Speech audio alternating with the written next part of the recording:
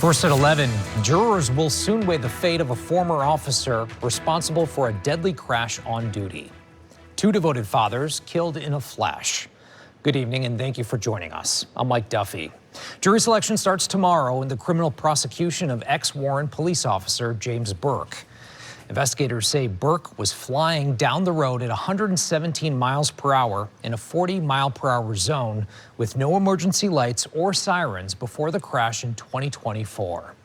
The impact killed Cedric Hayden Jr. and Dewan Pettis, two longtime friends on their way home from work. 7 News Detroit reporter Brett Cast spoke with the attorneys for both families as this high-stakes case finally heads to trial in the circuit court.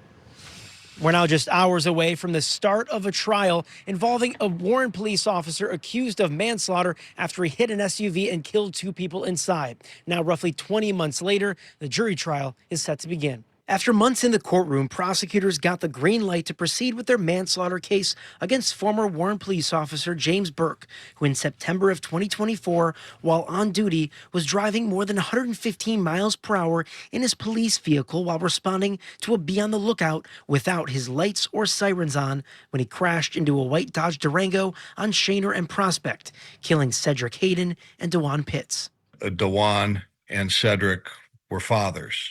Okay, they had children. They had two children each. They have a family that misses them and loves them. President and CEO of Figer Law, James Harrington, is representing both families in the civil case, but says they've been anxiously awaiting the criminal case. Tomorrow is the beginning of one step towards more answers and towards justice. Both families were in court during pretrial hearings as dashcam and surveillance video of the fatal crash was shown.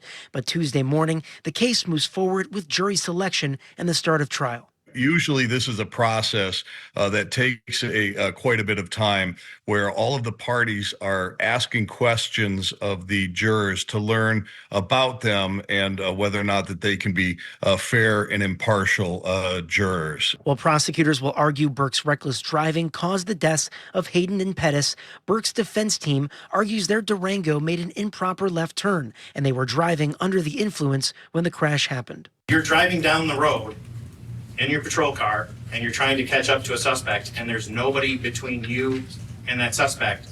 Are you going to activate your emergency lights? No.